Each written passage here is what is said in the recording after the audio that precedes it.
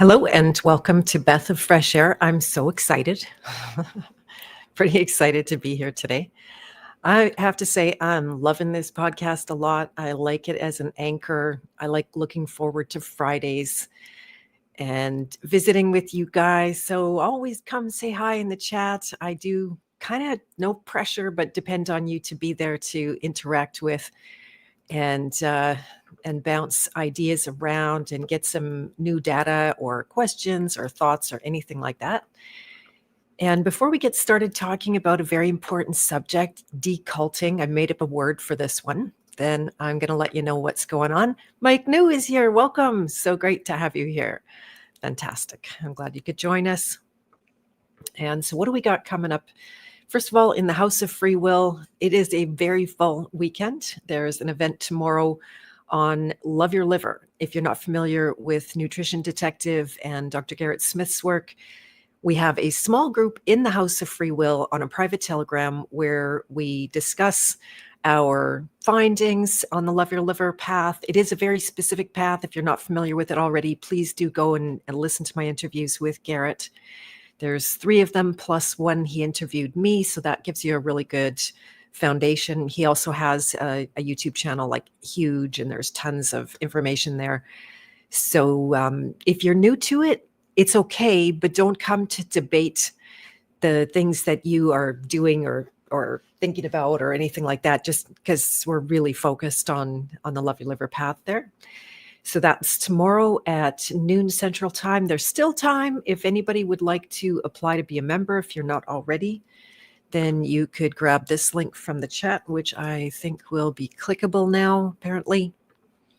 There is, I was going to showcase some sound effects, which I think I will do as well. StreamYard keeps adding to their features. It's funny because I keep considering to cancel them, and then they add all kinds of new stuff. They're super expensive, but this makes it easy for me because I'm not an OBS expert by any means. And then Sunday coming up is a House of Free Will movie event. So periodically we choose movies, or in this case, a series, to watch together and to discuss and unpack and eat popcorn and have some fun. It's scheduled at a good time for both the North Americans and Europeans. I always have to choose between Europeans and Australians, sadly, but for this one, the person who suggested it can only come at noon on Sunday. So that's a series called The Prisoner from 1968. It's not the movie The Prisoner, it's the 1968 quirky, sci-fi, weird, bust out of the Matrix theme. I find it very interesting because it was, I guess they started it the year I was born, and it brings back that Doctor Who kind of feel. So that's going to be a lot of fun. This is all included for your membership, by the way. There's no charge for these events. And then the next one is coming up Monday. It is a roundtable in law. And I finally have people in my world that I want to talk to about the law again. That I ran out of stuff because we ran into just so much nonsense. And but this is going to be really interesting. It's on the private domain, and the mythology around the private domain has been really thick and fast coming. It seems to go in waves. It's coming up again, making a new wave. So we are going to, in the private, I'm not one to go and call anybody out or threaten anyone's grift or anything like that, but I want my people to know what's real and what's not real. I know I went through several versions of reality myself until coming like, oh, okay. And so the law is very interesting. It's going to be from the perspective of English law that really is the law of the lands. And that will apply if you're in Canada, in the US, Australia, any Commonwealth country, Europe, European Union, all of that kind of thing. So that is coming up Monday at 5 p.m. Central Standard Time. This one is good for Australians. I did that on purpose because there's some new members that are really into the law, and especially the English law and the real deal kind of thing. No inventions, no assumptions, just let's look at the actual deal. Okay, so that's that. And now we got some sirens. There has that for a sound. Maybe I'll take a little break for sound effects. Here we get the applause. Just found these. It's hilarious. Just in case anyone wasn't nervous, you might be a little bit now. And if there was something funny would happen, we'll get this. Maybe. If I remember to it. And then if somebody's being bad in the chat, you might get a bounce. Doesn't happen very often. I'm very, very blessed with my audience. You guys don't I don't attract trolls for very long by any means. And then if I say something stupid, maybe I'll get a gong. All right, good. Satisfied my urge to do that since they exist. And then coming up on the King Hero's journey, Joel Schaefer is going to be on December 11th at 3 p.m. Central Time next week. Boy, I'm excited to talk to that guy. I've really been anticipating this conversation. And I got the soundboard. Yep, exactly. I know I'm moving up around here. And yeah, Joel, he's a gem. I just love his honestly, his humility. That the path that he's on is making him humble, and it's such a beautiful thing. And then I have the great privilege. He's going to be interviewing me on December 15 at 1 p.m. Central Time. Not long after that, Kelsey Kenny is coming on. She is the in a way the feminine counterpart to the Love Your Liver nutrition detective world, and she is a molecular biologist. So we're going to talk about brain and breath food. Breath food. That's not Beth food. That's breath food. So I'm excited. December 18, 3 p.m. Central Time. She's going to geek right out, and my science mind has been ramping up. My capacity to take that stuff in has been good. Oh, there must be something major going on out there. Lots of sirens. And then I just booked Alex Michael, who you might know is the conspiracy music guru, coming on December 22nd at 11 a.m. early on a Monday. So that's a little better for him where he lives in Spain. And hello, Emil. Nice to see you. You said, good day. You should do a show or two that reviews the grifters and liars that you've interviewed over the years. Yeah, I know, right? It would be a long show. It would be so long. In some ways, it's good my channel got taken down because a lot of that stuff just disappeared. But yeah, I think there's someone that can hold a conversation with appropriate tact. Yeah, I got to sort of sit on the fence with that one because for the most part, I just don't want to be a predator on people. I just want my people to know. That's why I did the archetypes of controlled ops, so that I could have people learn the patterns for themselves and not have me in the background just calling people out. And, I go a lot by intuition, and then I take in some data from here and from there. And so, yeah, but I love it when we find the truth. It's just, it's a wow. So December is going to be a good month. It really will be. Yeah, I'm super excited. All right. So if you are not in the chat on one of the platforms, Facebook, YouTube, X, Rumble, or even Vigilante TV, although the last one doesn't have a chat, please do come in and join us for this discussion. First of all, put up your hand if you've never been in any cults your whole entire life. Anyone? Now, the word cult is a problem in and of itself because it begs defining. What does a cult actually mean?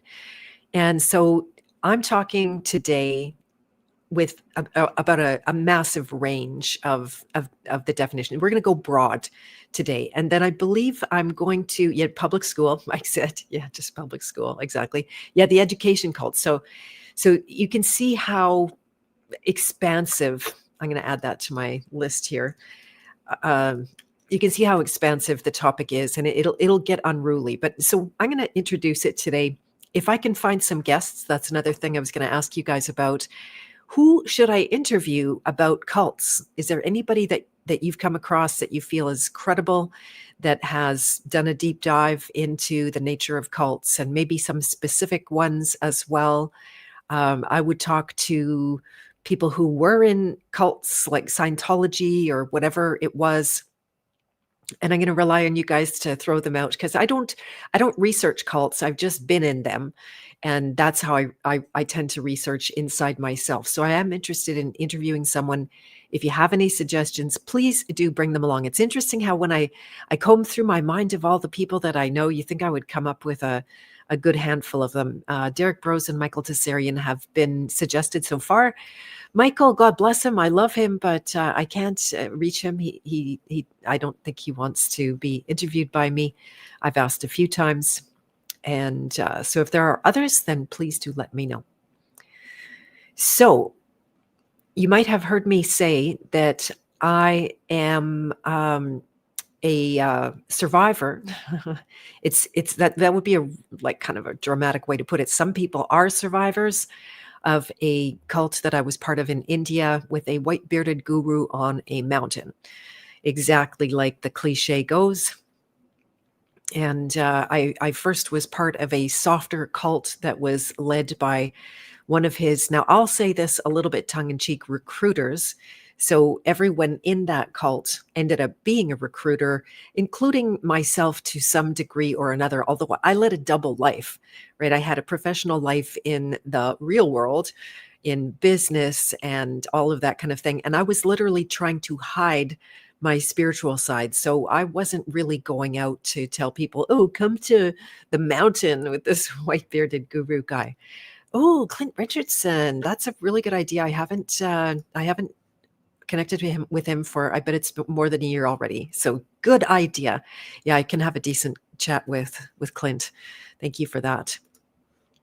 And so it was, what was my first year? I graduated university as I was looking for a graduating credit. I came across a Religions of India course, and I literally had no interest. I'm just like, I'm probably never go to India. I'll just take this credit. It'll probably be interesting, Religions of India. And it turned into the prerequisite for a credit course, which I did need an extra half a credit to graduate my degree in meditation. And you needed the Religions of India in order to take the meditation course that was experimental. I think I took the only version of it. There might have been more, but I don't think so. And so I got into that course and I learned to meditate. And I met this recruiter, so to speak, but he's a friend. I somehow doubt he's going to hear this, but he's been a friend for many years. And nonetheless, there was, his students propagated this guy, and they would have, their homes would be covered in his picture, and they'd often have a shrine to him, which is very common in India. Well, I didn't think I was going to go to India. I ended up going 8 times, right? So I went overseas to visit the guru. I got lost along the way. I ended up in a cultural exchange program in Nepal. And then I traveled down to India, and I kept getting lost there because of the beach and the fun of traveling up along the coast and meeting a lot of international people. And oh man, did I eat my way through that country? If it was supposedly going to be a spiritual journey, it was mostly eating and getting sick, actually. Yeah, because I got about 100 jabs before I actually left on my trip. And I was a mess before I left. And then how I interpreted it then is that I got every little water or airborne bug that came my way because my immune system was crushed.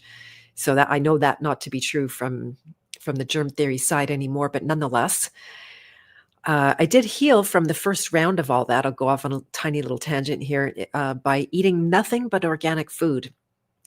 And it's so interesting because one of my son's friends came to those conclusions himself, started eating nothing but organic food. So that's kind of fun to watch younger generations tune in with that. And it really did work. But in 10 years, I had cancer. So there was, it started off a very bad string of events, let's say, that I'm still recovering from by far. Hello, Mary. Nice to see you. Great to have you here. I think we're going to be talking pretty soon from what my schedule tells me, if you're the right Mary Benyon. So I look forward to that. And so, yeah, there's the guru grift, right? So this is when people get on their seat. Actually, seat was a very common word in that context, that the seat of knowledge, that you were coming to sit beside the guru and to absorb the guru-ness and the space and meditate from this high, lofty place as you set your sights for enlightenment, right? So this was the plot. And it all sounded good. It's like, yeah, get me some enlightenment. I want that stuff. Yes, Mary, aka Diane. Oh, that's it. That's it. Okay, thank you. Appreciate that. And so within the context of that meeting, which I want to say, I can't just run around. It's almost always like this. I can't just say, oh, this guru bad, even though he did some bad shit. He really did some bad shit, but I made good on it. I luckily was not personally victimized at all. Maybe just the money thing. I did pay some dough 8 times to that organization. That's like really little. You won't probably find it at all. And so, being close to that guy, you really did have a unique experience. It was like it got you high. And I used to think that was so great when you got high. And I don't hate it, but I see through it now. I see through it more that, okay, something makes you high. It's a state of consciousness. It's, like sleep and dream and waking. And we recognize the difference between the high and the low feelings of, or the experience, the state of mind that we're in. And you definitely got high around this guy just by sitting close to him, whether you talked to him or not, or, whether you got any deep knowledge or not, whether he answered your question or not, there was a highness to it. And when we get high, especially when we've been low, there is the propensity or the tendency to get attached to that highness, and then to further attach to the person who appears to be giving you that highness. So it took me a lot of years to recognize this, because it was, I did think being high was the goal. It seemed good. It seemed right. I still love high energy. Who can't love high energy? But it is a trap. And I know very well now. So I'll probably talk more about that in a bit. Kind of all over the map. I didn't make a huge lot of order to my notes today, so forgive me if I'm a little bit all over the map. But in the end, we did discover that this guru was for sure grifting, right? So he charged. He didn't personally charge, but he had his people come and charge you. I think it was, I don't know, $300 a month or something like that. Not like really intense, but enough. And that was a lot back in those days.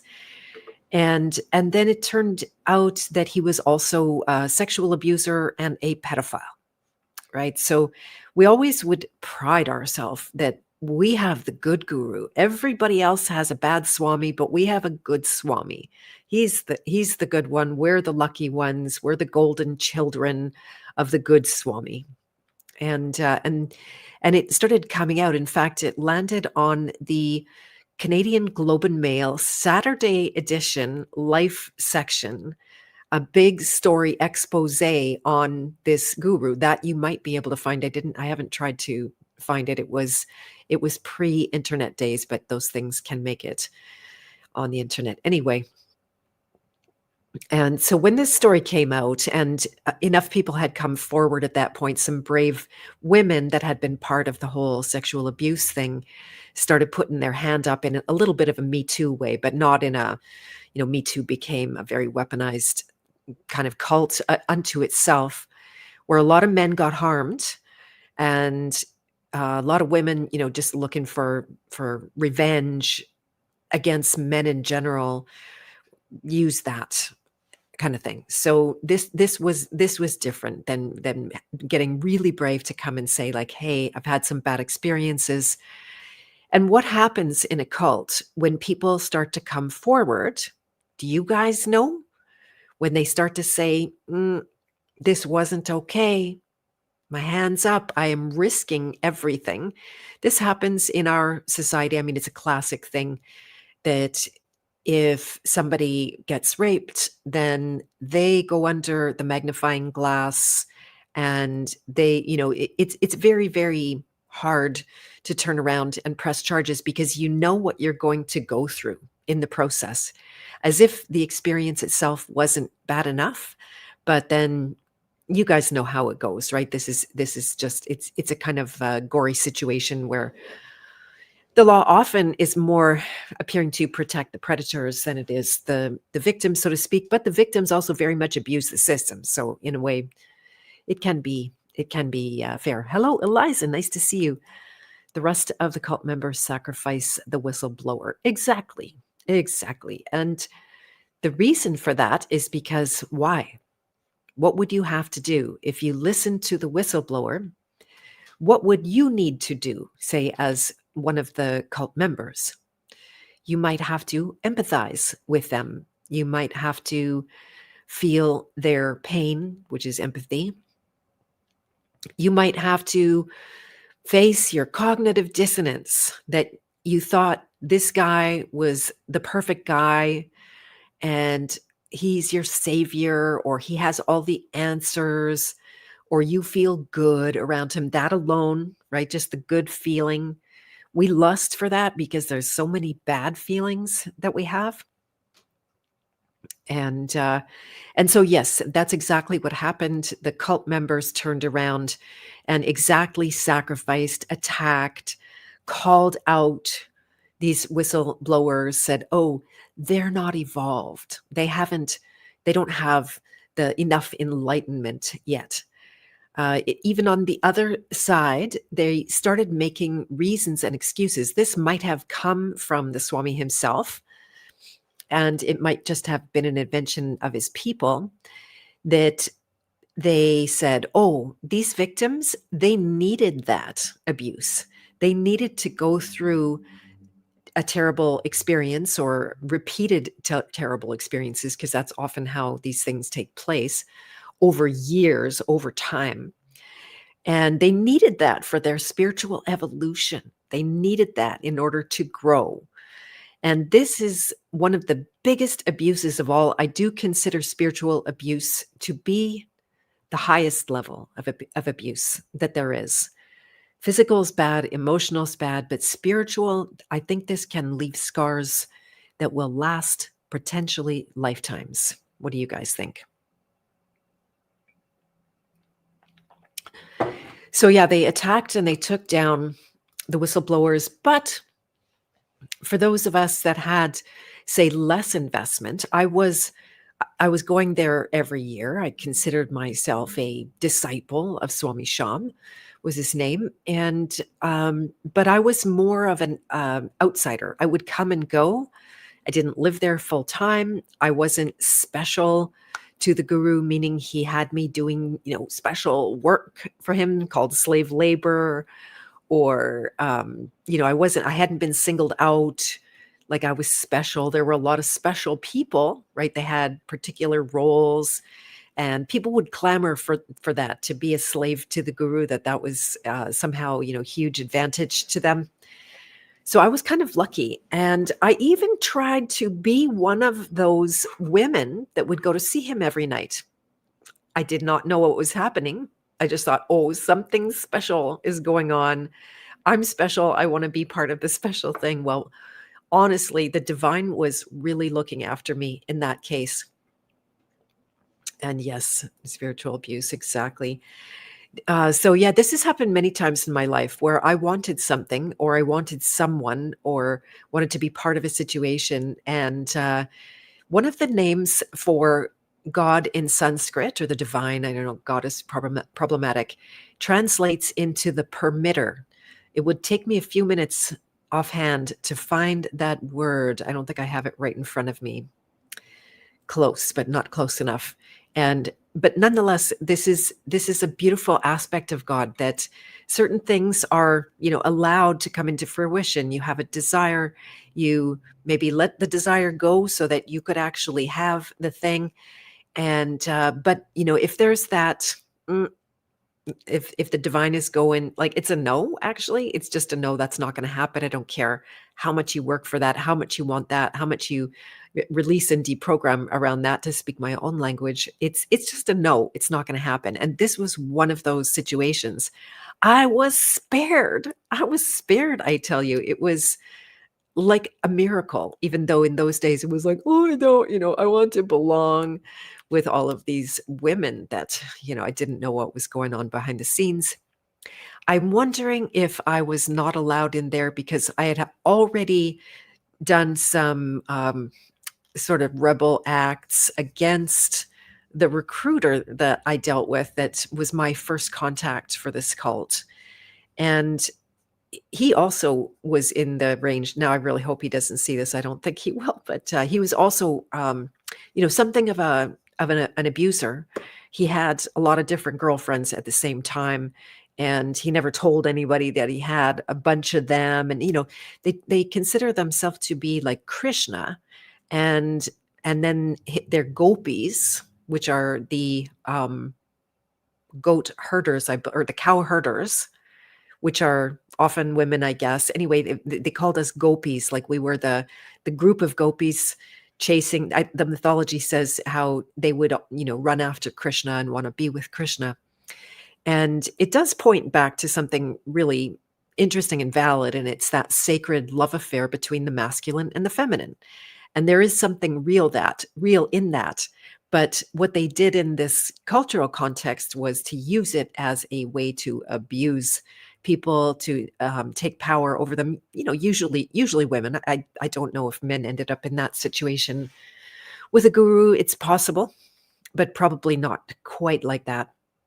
And so I had called them out. I was willing to be the whistleblower. I was willing to get some of that abuse myself, and I did. And I was challenged, and I was sort of shut up, and I let it go for the time.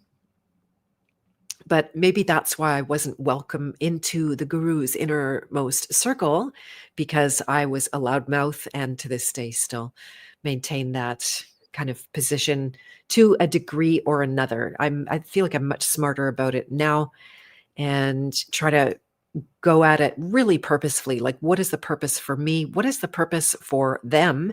What is the purpose for other people? Is there enough of one? Is the squeezing of that lemon worth the juice or not? And so, yeah, it's often the lure of a guru could be with things that make sense and are half true. And if he was just perfectly forthcoming and he said, yeah, I'm just in it for the money and the sex, then that would have been new information. Then I would have taken that in and went like, is this my beautiful guru? Do I need to travel to India at great hardship and expense every single year to be with a guy whose priorities are getting the grift and the girls? No. Right. So they have to keep those things kind of under wrap. They have to blur. This is what Satanists do.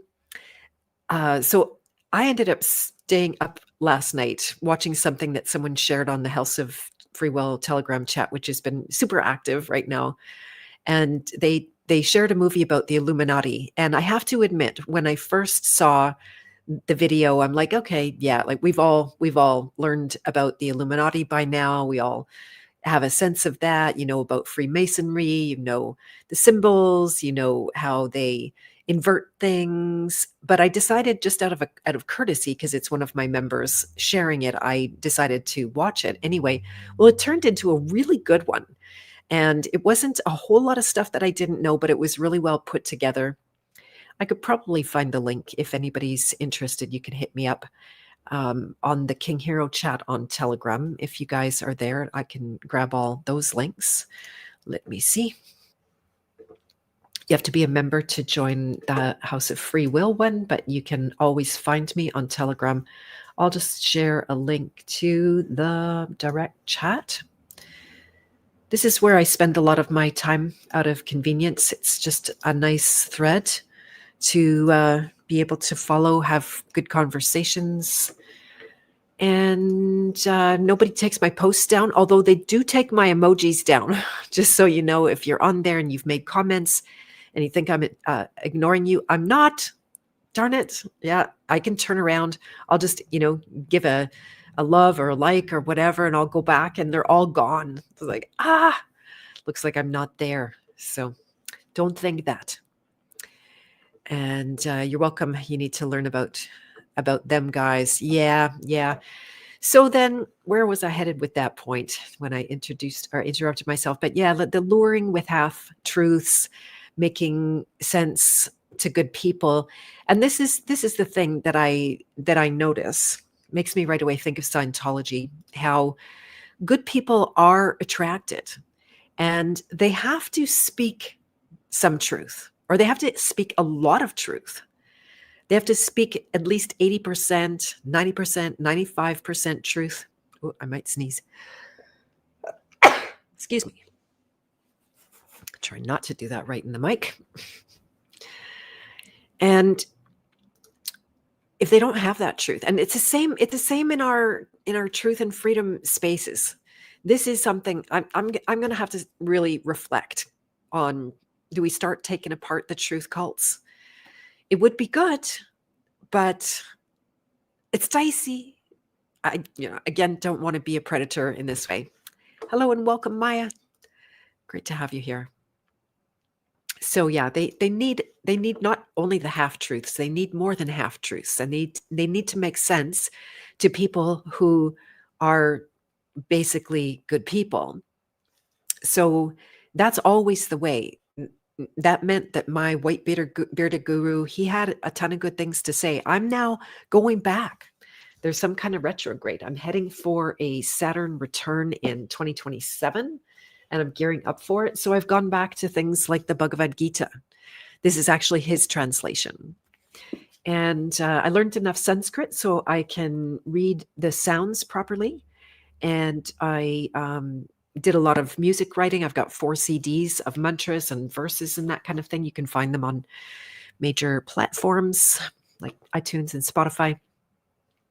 And I've been able to make use of that kind of, my work has always been building on itself, leaving some things out, taking some new things on, but it really is just an expansion. And it's all about knowing who you are, right? That is beyond our body, beyond our thinking mind, beyond our senses and what we can grasp from there, and beyond language, what we can say with our words, and why you would turn to Sanskrit to be able to express things that are harder to do with our maybe more colloquial languages, which it's not perfect anyway. Oh yeah, I was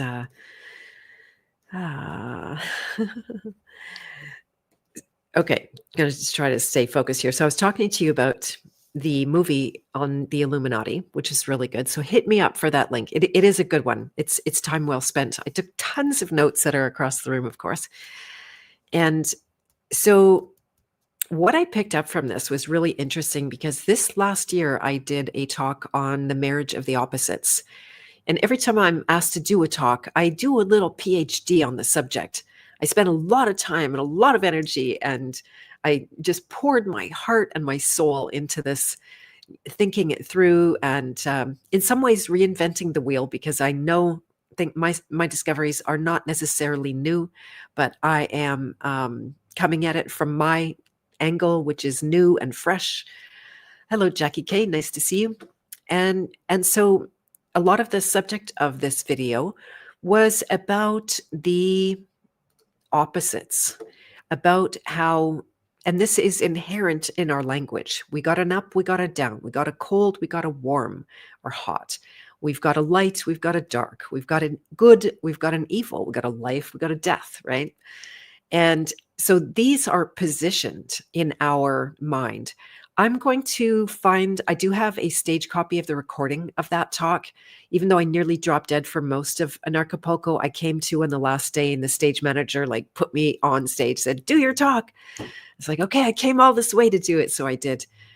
And it was really satisfying. The most satisfying of all was doing a demonstration at the end of the talk with some participants who it totally worked on, even though they had never had any time with this work whatsoever. It's so beautiful when it just works, and you don't need to believe anything or have any big body of information for it to work. It's very practical. And so what I learned from this video was that the satanic version of that, or it was saying it's the Gnostic version of that. And I've got some good Gnostic friends, so that's dicey. But in this case, they're talking about opposites. So the classic one being good and evil, and we want our people, especially our gurus, to be in one of these two categories. And you want them to be good, and you don't want them to be evil, of course. Now, in reality, most people are some kind of mix. But what happens in our psyche is that these two opposing things, so people that saw the good in my guru and then the people that demonized my guru, these two realities were there right in front of us, demonstratable. And then so that creates a lot of tension between these opposites in our own psyche, of course. That's where the tension is. It's the only place tension really shows up. And so that opposition, what it does is it gets you on the pendulum swing between good, is he good, and is he evil? Is he good? Is he evil? Is he good? Is he evil? And it's demanding that you land in one of these positions so that you could relieve the tension. But like every map of consciousness, which a pendulum is, the purpose of that map is to teach you that you need to get off the map. You need to be free, or you need to know that you're free. Because as long as you're on the pendulum, or you've glommed onto one end of the pendulum, which you have to do and hang on by your fingernails and ignore any other evidence that would come your way that might sway you to the other side of the pendulum, it's very painful. Say I had been a victim of this guru, and I would have that wound and that pain to the degree that I do, then that would torture me, because any good that I got out of that experience would fly in the face of my ability to make him evil. And so without needing to qualify that, this is something, if you look in all of our movies, all of the literature, it's actually become so boring for me, this fight between good and evil. Our now I've been tasked not to say this anymore, controllers or the controllers, or those that see themselves to be the controllers that are not the real controllers, but that do lord over us in a lot of ways. They are very invested in us being on the map in one way or another, whether it's the pendulum of opposites or the scale of emotion where we go up and we go down and we're all around, or on the map of archetypes and the patterns that people end up locked in. And so what I noticed is that pitting of those two against each other, here's what the Satanists did with it, or the Gnostics, is their marriage of the opposites is so crap. It's not real. They're talking about merging the opposites. They're talking about, now marrying sounds like that too, right? So it's pretty easy misunderstanding in some ways. They're talking about blending and blurring the opposites. So in this example of good and evil, what do you get when you blend and blur these two qualities? You get a mess, right? You don't get clarity. You don't get anything. Boy, this is so highly nuanced. I don't know if I'm going to be able to do this justice. Might deserve its own thing, but many of the opposites are not true. For example, light and dark. There's no such thing as dark. There's no entity. You can't take a dark particle and give me one. But light is real, to the degree that it's been agreed upon that light is a thing. And dark is only the privation of light, the absence of light, to the degree that there is an absence of light.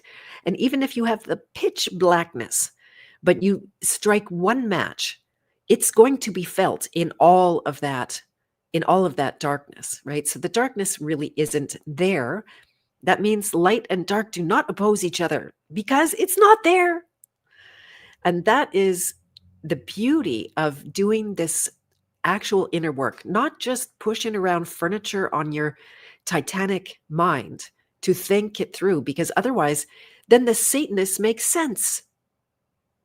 And that's how they have taken, say, the opposites of man and woman, or masculine and feminine, and have, married them for the hopes of what? Ascension. This is satanic. This is, I've been in this conversation for quite a while around myth busting ascension spirituality, right? So then when you really investigate the opposites and the tension in the opposites, you often realize that they have either they are an illusion, or there's an aspect of illusion that you have created with your thoughts, your feelings, and the programs that hold them in place. And I can't just tell you this. It would be hard to believe. It is a direct experience, but that I've had many, many times, not just with myself, but many clients as well. So when you really investigate, it's not about blending and blurring and taking away the natural womanness or the natural manness. You don't want that. We actually want strong, polarized men and women. We want men and women who are really women.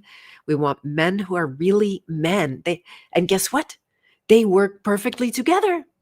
There's no match more amazing than a man and a woman, and they know that, right? So if they come along and they try to blend and blur, you don't do this naturally.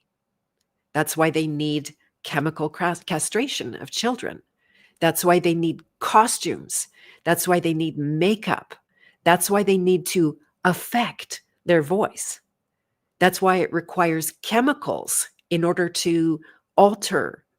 That's why they pumped the beer and the alcohol into the system, because that is estrogenic and it feminizes men, for example. That's how they tamed the Jesuits tamed the monks from being real men. They got them all soft and fat and took the masculine testosterone dominant man out of the picture. Hello, Michelle. Nice to see you. Glad you're here.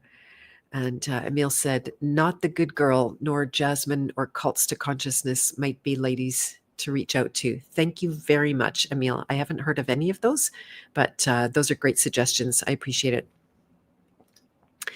And nice to see you. So yeah, it's fascinating how that got twisted. And then everyone will come along, if you notice this in any kind of spiritual circles, and they talk about how, well, the good and the bad, they have to coexist. There would be no good without bad. Or there has to be the light and the dark. You would never know the light if you didn't know the dark. Or there has to be slavery in order to know freedom. To me, this is bullshit. This is absolutely wrong. And my only evidence is my direct experience inside myself that says there is a pure source, that we don't need light. We often use our problems to find solutions, but we don't need problems to find solutions. It might be improbable that we find solutions without a problem, but that doesn't mean we need the problem. All right.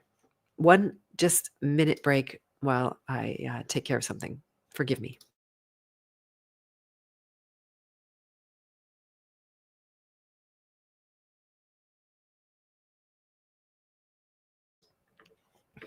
And I'm back, and let's see, get some applause.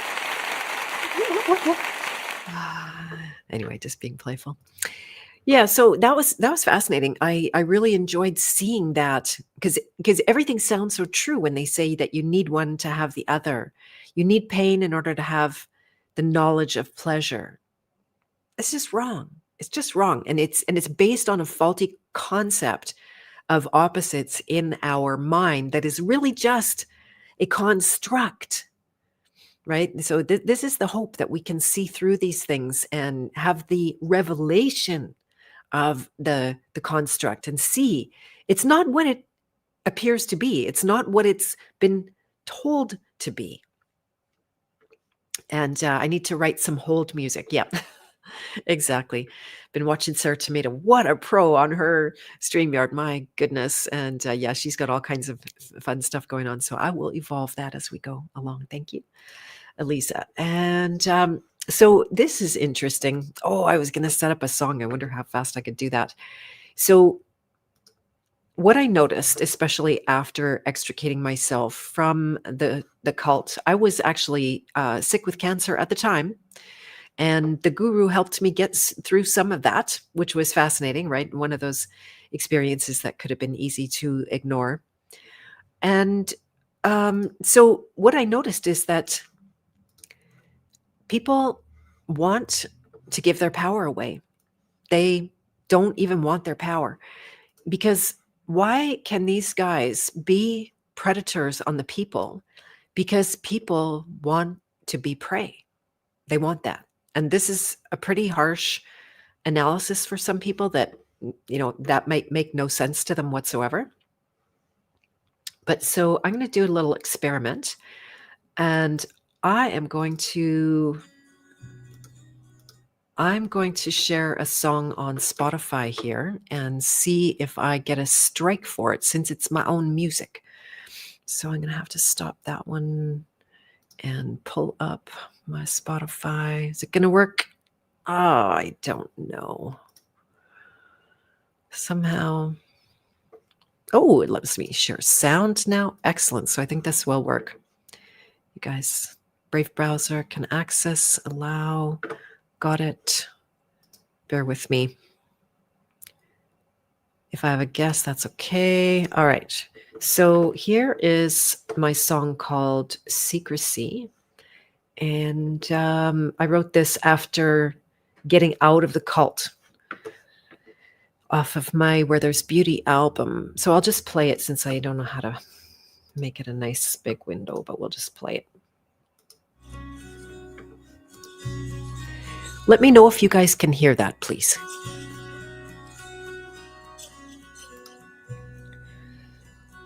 No reflection, no distance, no social control. No one knows what they're seeing. To politicians, physicians, preachers and goddesses, we give our power away. If it's only okay, secrecy, then now I just couldn't be once ever so discreet. Your secret safe with me.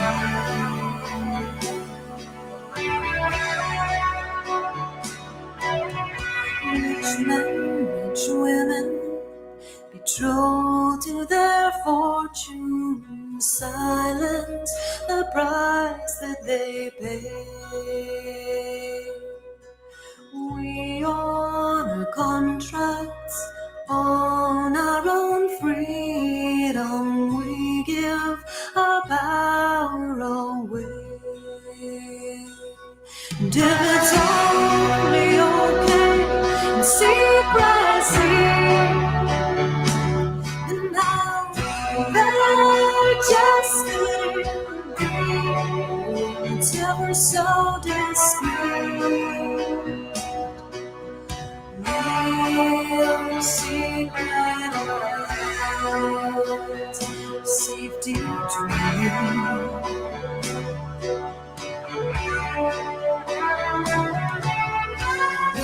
Them drawn to them, we want their attention. We're hungry and they'll have their way. And if they knew what you do behind doors might not be easy anymore. And that's why we hide from ourselves and everybody else. When it's ever so discreet, your secret is with me.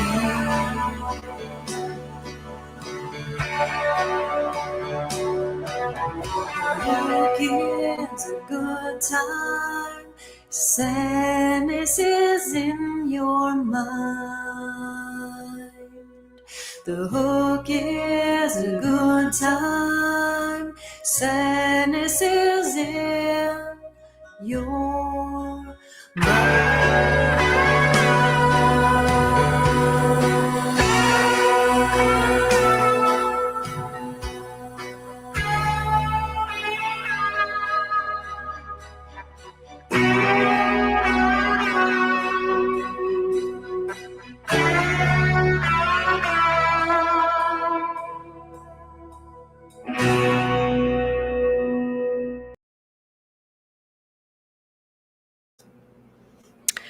And there you have it, secrecy. So that's a little experiment. I haven't been able to play my music on this channel, but that, oops, 1 second.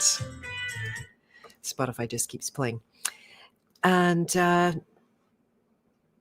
yeah, so that kind of says it all. The hook is a good time, right? The hook is a good time, and the sadness is in your mind. So you get something that you want, right? You get to, in my case, I got to feel high around this Swami. I got to feel like I was moving towards enlightenment. That's my idea of a good time, or, was. So I was hooked. There was this, I wanted the thing, and therefore I was going to give myself over, and I was going to trust the guru, which is a very childlike thing to do, where we want to trust the guru, or we want to, and then people that the pendulum swing, oh, just trust yourself. No, trust the guru, trust yourself. And there's a pendulum. Neither are true. That's one of the soapboxes I like to get on. And then this, it was classic. Whenever you had a problem in that cult, they would say, it's in your mind, like this. And there is some truth to it being in your mind. There is some truth to that, because there's a component that will be your thoughts. It will be, if you consider that to be your mind, your emotions. It will be your programming. It's true that all of that will interact with it, but it ends up used as a way to justify the injury that's being caused. Very, very, very common, where they try to spiritualize, and then spirituality becomes a weapon, because yes, there is something in your mind, but there's also something real going on, and something real and wrong. So yeah, that's a good one too. That one just sums it up for me. I always want to turn to that song. I don't know if I can grab a link for you guys. Let me see if there's a quick share. Would be the simplest thing to have a share. Download everything, share. Here, I'll share. This is a Spotify link to the entire album. And I recorded this after my India days were done, and I was just fresh out of my, was it remission for the first time or the second time? No, there was the second time. Because I had to get that stuff out of me. I thought it might die with it in me, and then that would be a bad thing. So yeah, the war between good and evil, this is fake and gay. It's not really what we're doing here. It just keeps us on the pendulum of being afraid of the evil and trying to get to good. And these, need to be unpacked, and to see the truth of the reality behind it, that when you actually truly marry those opposites, they discharge the meaning on the poles. So I'll leave it at that for now. All right. So now, why do cults have any power over us? I can boil this down into 4 primary reasons. And this will be true of any cult. Like, for example, people that get into the Hollywood cult and they go on that trajectory of like, oh, I'm going to be famous and a star and everybody's going to, and this is the important part here, everyone is going to love me. This is the promise of one of what I call the root programs. It says, if you want love and approval from people, you are, or yourself or anyone, you have to want that. You have to first believe the lie of that, the lie of lack of that, and then be driven to get the love and approval of people at all cost. So every cult depends on this programming. You must want their love and approval in order to be part of the group, to be included, to be, a valued member of the cult, to not get kicked out and extricated from the cult. You must get their love and approval. How do you get their love and approval? By doing all the things that they like, that they prescribe, right? So there are so many situations where people are in the midst of those.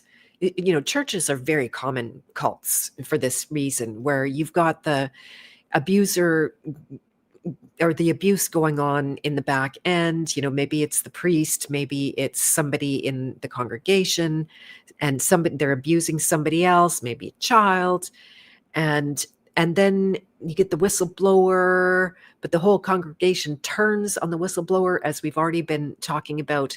Why do they turn on the whistleblower? Why? Because they want love and approval, and they are driven by this hunger that is absolutely insatiable. You cannot fulfill a program. The more you fill a program, the hungrier the program becomes. I want to stipulate that this is not an outside entity. I'm not talking about a being. I'm just talking about how you've organized energy in a kind of architectural way in your system, composed of thoughts, feelings, and then these underlying programs. And so that's how they hook people. If you want love and approval, you're going to do whatever they say. And it often has an incrementally ramping up kind of thing where you'll do this thing for love and approval. And you might even internally decide, I'm not going to do more than that for love and approval. But then they raise the stakes, and then you have to do more for that love and approval. And you start digging yourself in to this place. A lot of different ways, right? When people express their disapproval of you, they are withholding their love and approval. And that's another way to activate. No one can give you that program. They can suggest you run that program. We have to internally agree. We have to tacitly agree to the programming. We do it ourselves. We're not really, we can't be programmed by anyone else. This is my paradigm that come by. We have to make an unconscious choice. So that's a really big one. When you want love and approval, it makes you at the mercy of cults. So this is something to be really aware of. And it's something I teach a lot about. I was going to let you guys know I actually have a new course, a newly revamped course called Deprogramming 101, where I go really deep into these. And I do actually have a sign-up link for anybody who's interested, since I mentioned it last time. And I heard from a few of you guys, so there is a link to that. And so the second reason that people are really super vulnerable to cults is another program called wanting control. This, by the way, is from the work of Lester Levinson, if you're trying to trace this at all. And that program says that you don't have control, therefore you need to want it. You lack it. You need to fear not having it. And so a lot of people will get into, a cult, a group, where there's a kind of, group think, where there's a certain predictability going on, where there's a code of being, because it has this illusion of control, that it's going to somehow give you control over your life. If you were to go against a cult, you would probably experience being out of control. You would probably get that kind of feedback, again, maybe disapproval, the chaos that can interrupt. But what is even more poignant about this program, and cults in particular, is one of the iterations of this program is the desire to be controlled. Right? That's like a real kicker. When you find that inside yourself, there's not a rebel out there that's going to admit to wanting to be controlled, right? That would be stupid. That would be, antithetical. That would be the opposite of what we're trying for here in the truth movement, especially, is wanting to be controlled. Now, you may be able to withstand wanting to be controlled by the government or the police or authorities or the legal system or that kind of thing, but then you find the cult, and then you want the cult to do your thinking for you. You want them to take responsibility for what's going on. And that desire to be controlled is very easily taken advantage of and manipulated. So that's one to watch out for. Very unconscious. If this just sounds like gobbledygook, it's because it's hidden away. But I promise these are ubiquitous. Everybody will see them. The next reason that people end up in the cult and loyal to the cult, maintaining themselves and their status in the cult, and long after they know the cult's not good for them, by the way, is the program that says you're going to die. The program says you must want survival and safety in order to withstand death. Well, it doesn't work. The program is useless. Everybody passes. All of the bodies go from existing to non-existing. That's this kind of realm that we're in.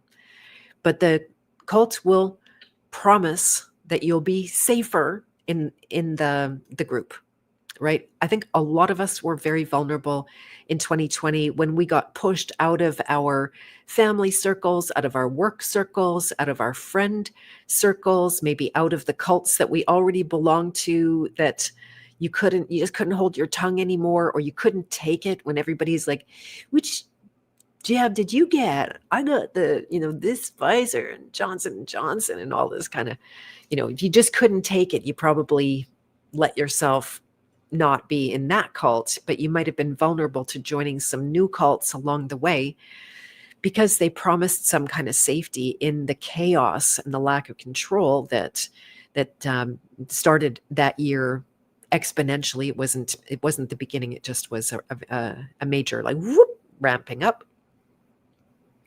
So definitely easy to take advantage of people who are scared to die. That's why they scare the hell out of us. But we can end up doing that to each other as well, and promising this what we can never deliver, because why? You're not God. You're not the divine who can give and take life. And then so the last reason, the fourth big one, is the last of what I call these root programs, and it's wanting oneness and wanting wholeness. And this is the thing. My episode on belong there's some overlap here in this, that we desperately want to belong. That's very much a child kind of a archetypal thing as well. We want oneness. We want, it seems like connection, but the connection is taking two things and connecting them. Oneness is different, right? The true oneness is off of the map of 1 + 1 = connection. That's more math. That's more the satanic side of it. But this oneness that we want drives us to be what? The same as other people, right? That's the whole ruse of communism right there. They want everybody to be the same. They want you to have one, not many leaders, just one leader. And they want you to have one currency, not many currencies. They want you to have one way to think, right? It's now become illegal to say all kinds of things under hate speech laws.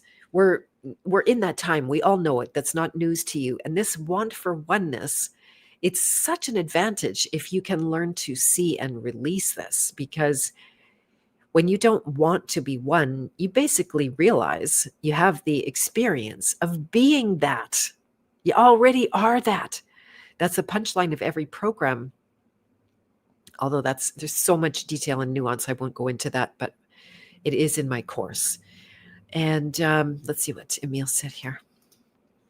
He said, Moonweb's Journey into the Mind of a Cult by Josh Freed is a great book. Canadian writer. Oh, interesting. I might be able to track him. Who that wrote about the Moonies. Ah, yes. Yeah. Do name. I totally didn't remember the Moonies until you just said that. So that's great. Another good tip. There are just so many cults. It's stupid. And then, that I was seeing how that same program tells you to want for wholeness. And we do have an experience inside of ourselves of being fractured up. That's what happens through injuries and traumas at the level of the psyche, where some of the pains that we've been through at certain times of our life were too strong to go through with an undeveloped nervous system as a child, for example, or as an adult. It was just too much. That happens, right? I'm still healing the trauma of cutting this finger nearly off. I'm still healing it. It's been a while. I took another pass at it yesterday. I think it's mostly good. And it's I even played guitar the other day for about 12 seconds with this finger, and after 12 seconds it's going like, okay, that's enough now. But that's a massive breakthrough for me. And so this injury of getting fractured is what tells us to want wholeness, where parts of ourself need to be cloistered off, meaning, the energy of the pain or the reaction, mostly the programming that you put in place during the injury or as a result of the injury, or as you contemplated or tried to suppress the pain of the injury. And so it drives us into this place. It's what made me see that the wholeness that communists offer is really assimilation, not wholeness at all. And it's based on that promise of ascension. Because if you can assimilate and assimilate and assimilate and assimilate and reduce down, that it has this idea that that's where enlightenment is going to come from all of this sameness. But it's really a program, right? So you can let me know if that makes any sense, you guys. So I'm excited about getting a few little nuggets that I didn't have before. This is another element of cults, is secrecy. Back to that song that I was playing on that exact theme. And this is where privacy gets weaponized. And have you ever been sworn to secrecy, not to tell people about certain relationships or certain experiences or certain awarenesses? This is a big red flag. If people are asking you to be secret about your friendship or your anything like that, then there's something wrong going on there. That is an abuse. That happens to children often. Even my son, his dad, not my dad, would say, oh, don't tell your mom that we went for ice cream, or we went for, did something that she wouldn't approve of, which it wouldn't be the end of the world with ice cream for me, but and then swearing that child to secrecy with the lure of the ice cream or the thing that they want, that is very abusive, because then they have to hold the knowledge of something inside themselves. It creates a distance. They have to distance themselves from that person that they have a secret from. That is when the cult is going to tell you, don't tell the rest of the people that we all have this kind of like, orgy every night or whatever it was going on. I wasn't there. I didn't see it. Thank God.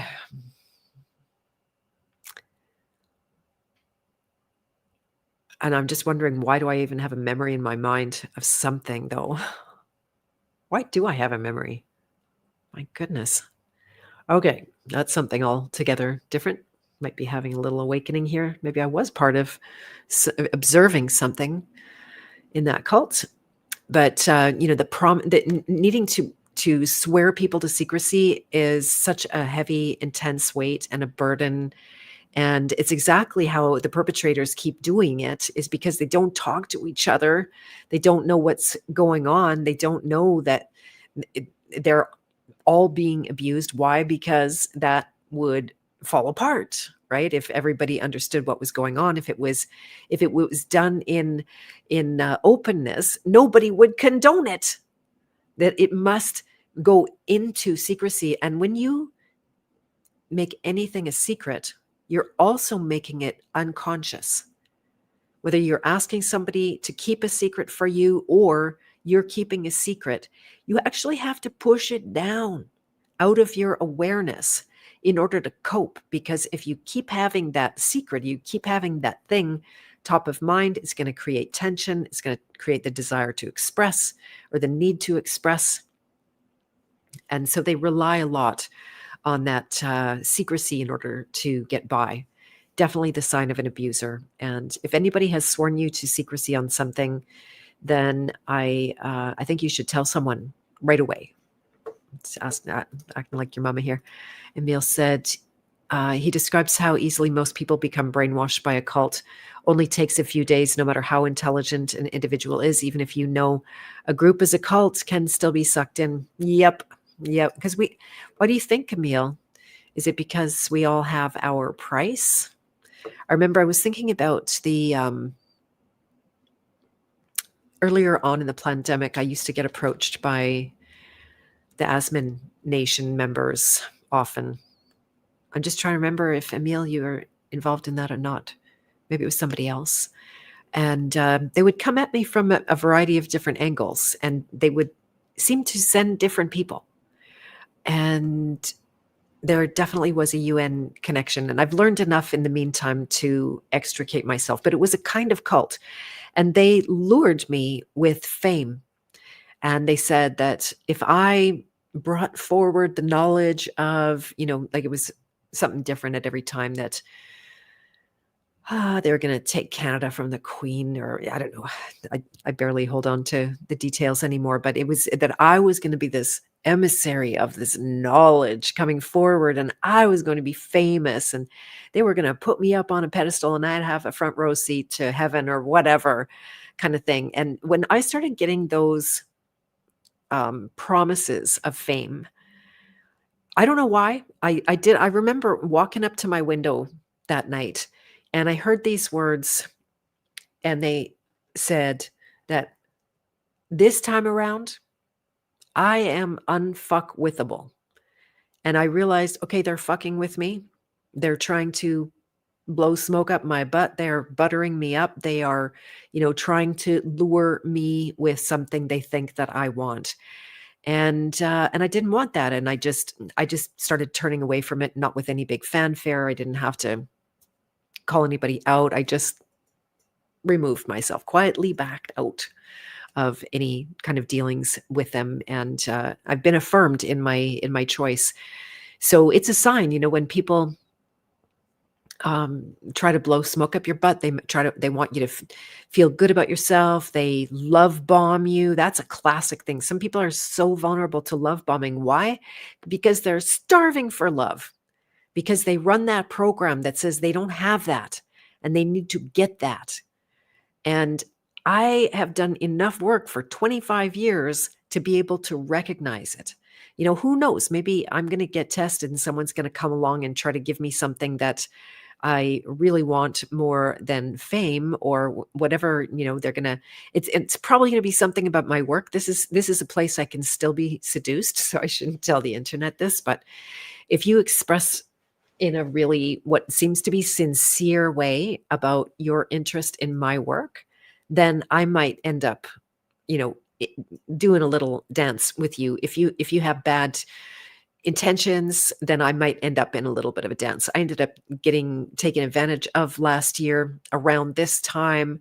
I was taken for money by somebody in the truth community. Hit me up to find out who it is. I'm not going to say it out loud on this one, but I'm also not withholding who it is if you need to steer clear of a predator.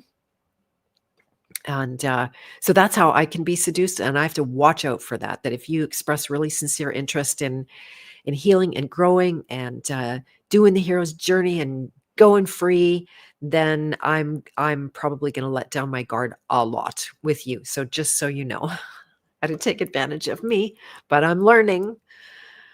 And yeah, groupthink. It was interesting. Somebody on our private Telegram House of Free Will was saying that they don't believe in collective consciousness. So this was a new idea to me, just because I've gone forward with the premise that collective consciousness is a real thing, and that's where you get groupthink and hive mind from. Where we saw this in Technicolor. I mean, there's no denying it that everybody chirped safe and effective, and they put poison crap in their body because of the group think. And it was almost impossible to step outside the group think for a time, because our societies were demanding it. I couldn't go to a restaurant. I couldn't go to normal places in society, which luckily I really don't want anything to do with anyway.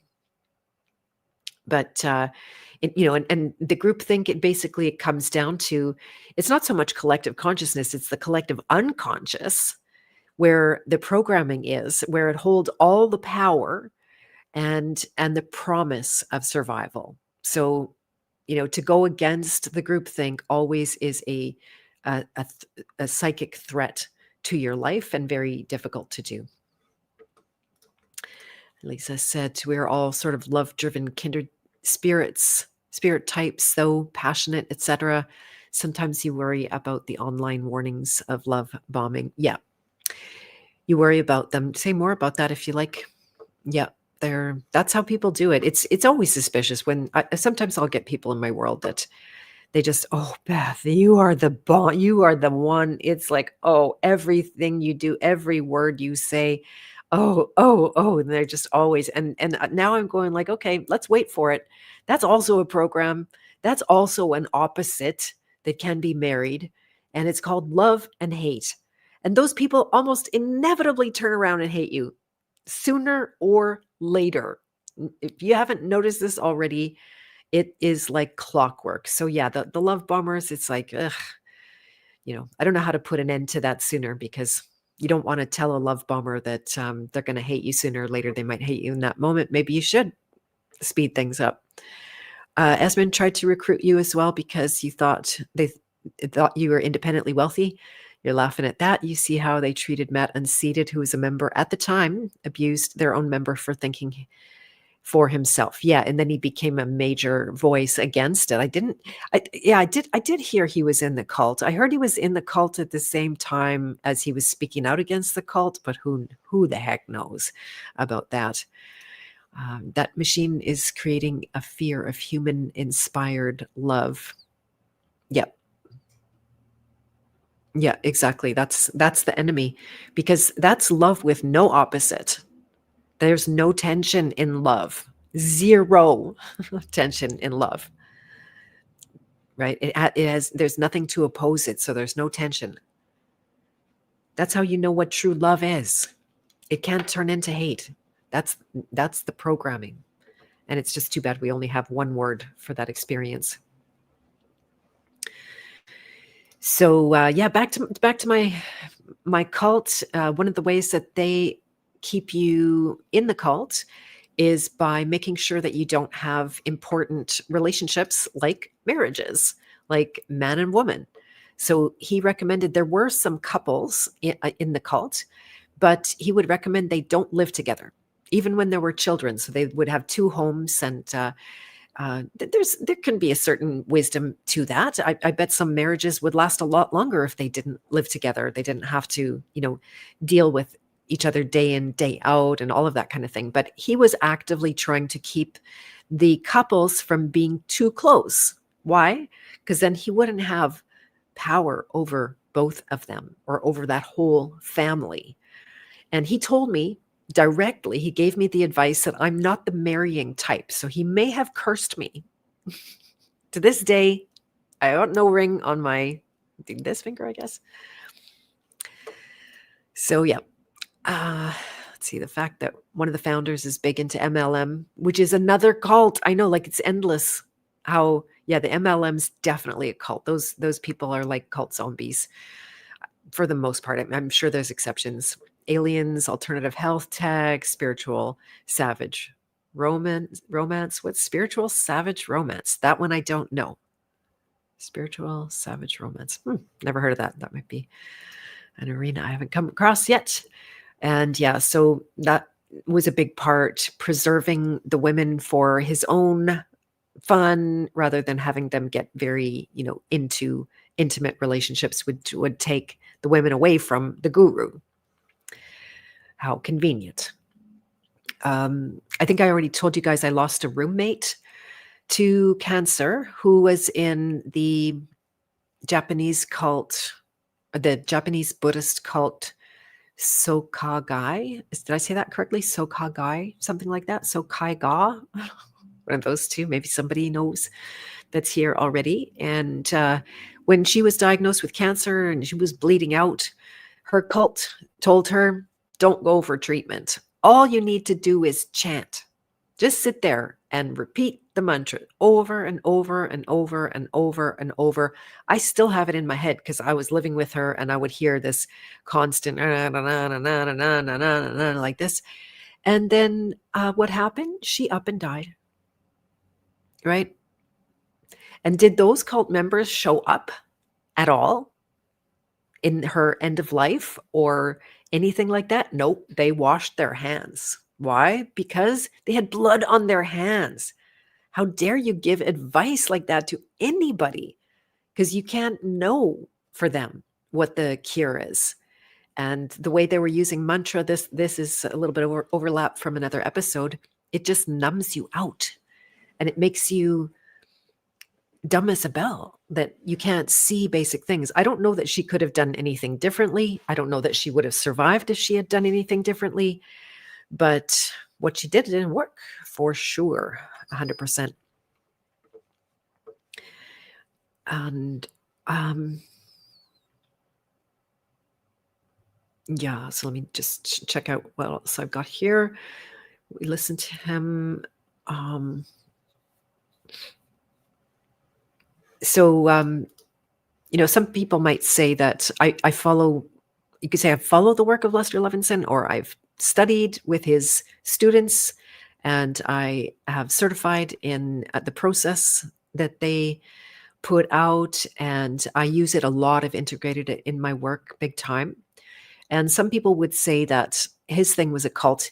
From what I understood, his goal was to make it not a cult, because he saw how people gravitated towards him, how they wanted to be around him. They were trying to give their power to him. They felt good around him because he was fully awakened to love and to freedom. So the story goes, I didn't actually know or observe that, but I nonetheless have gotten immense amounts of value out of what he's left behind. And I did hear some stories that he wasn't all perfect, and there was some money stuff and some land stuff, and very typical where there's groups and cults, and and then they get into ownership, and then there's like the grabbing at the assets, and the not very spiritual kind of thing. So, but I don't know. Like, it's not much like a cult. Maybe I was in a cult and I kind of got kicked. I guess I got kicked out because I didn't follow their exact rules. And they would go to my Facebook and look at pictures and say like, no, Beth, no, we can't have one of our teachers doing a body painting event and dressed like a mermaid at the time. And, it was a no. That I didn't get their love and approval, and luckily at the time I didn't need their love and approval, and I didn't need to stay in that cult under their power. They were interesting. They set me up when I was at one of the training retreats, and people started a rumor that I was doing drugs. My boyfriend and I were doing drugs. And we weren't, because we were in America and we can't do any of that stuff there anyway.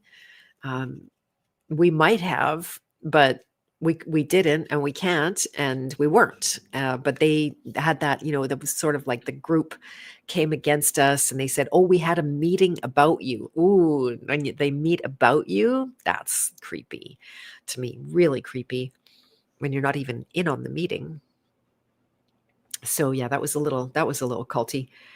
Let's see if there's anything else. I think this subject is, like I said, I'm considering to do some specific ones, like what about the yoga cults? I wouldn't go deep into these, but I'm going to cover them now.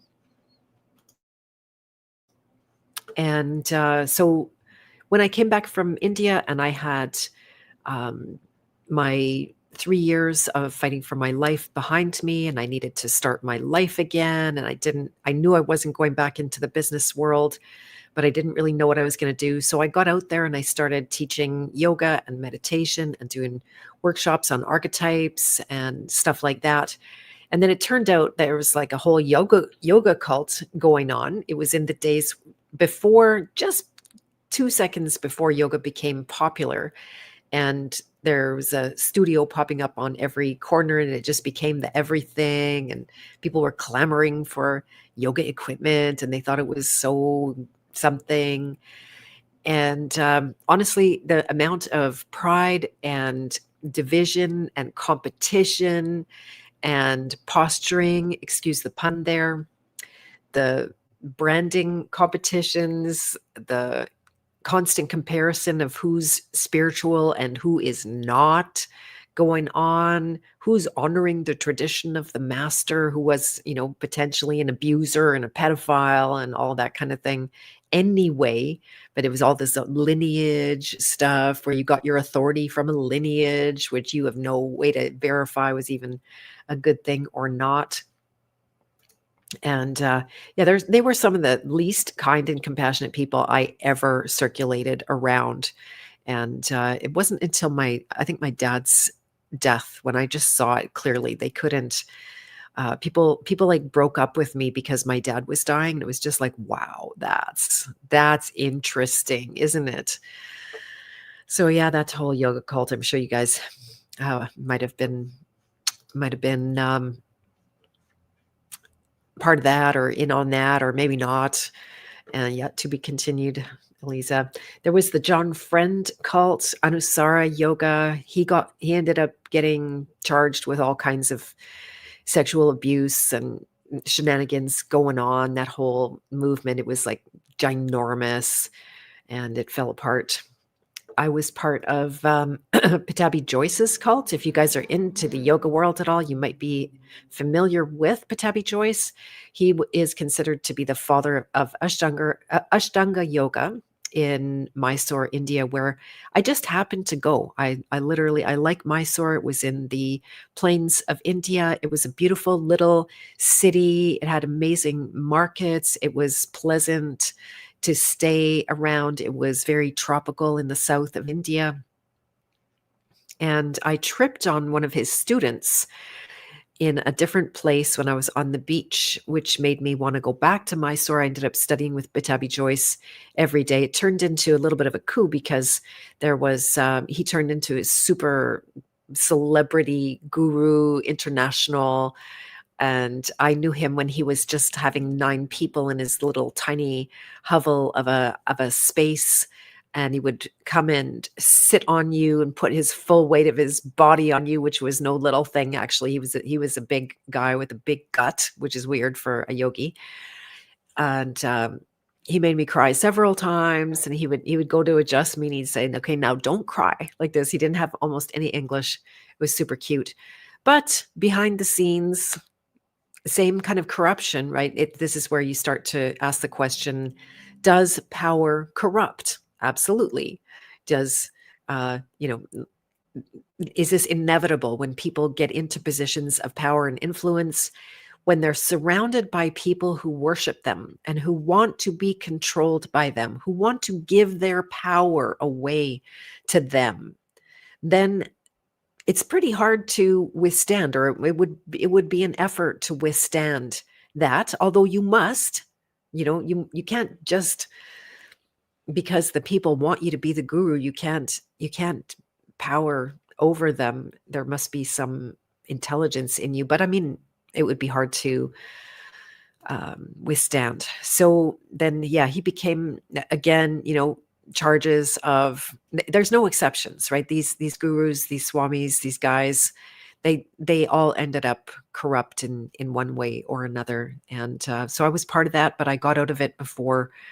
I was never personally abused, other than he made me cry just because I had so much trauma coming up in my first experience with yoga, especially with him. And Emil said, I don't insult people for questioning reality, but Effie, oh, there's a cult. There's a very big cult right there. And this one requires, Effie, if you don't know what I'm talking about, I'm risking here, of course, but there are circles I've been kicked out of, and even this year, where if I'm just there to learn and I'm still questioning and I haven't come to hard conclusions, I was out, like immediately, just to say, hey, I said I'm still learning to the leader. And then he immediately removed me from the Telegram group, and it was like, oh, learning is not acceptable. You need to be like full on positioned in the same way that all the other groupthink people in that arena think, or you don't get to learn. You don't get to be part of it. You don't get to be friends with those people. It's like, okay, fascinating, right? So they taught me it really is a kind of cult in that context anyway. I know, like, another modern cult, if you can stomach it, is 764. I haven't heard of that one. Online predators targeting children. Oh God, that's awful. I have not heard of it, but that would be a good one to research. Thanks, Emil. You are a wealth of knowledge on the topic. So yeah, then there's the Scientology and the L. Ron Hubbard abusing people to subjugate. I do recommend a movie called Going Clear, which is a really good expose on Scientology, what's going on there, and how they managed to save themselves billions of dollars on taxes, and how they took advantage of and really broke the spirit of good people, and very classic, separating the parents and their children, or that is a classic cult thing where they take you out of your family or environment, or they demonize your family so you become separate from who would otherwise be a support system, who you would otherwise go to and let them know, like, hey, I've been told to be secret about this. Do you think that's cool? Like, you always have your inner circle where you can turn to and get some sound reflection. And that's exactly what they don't want you to have. So they need you to be an outcast.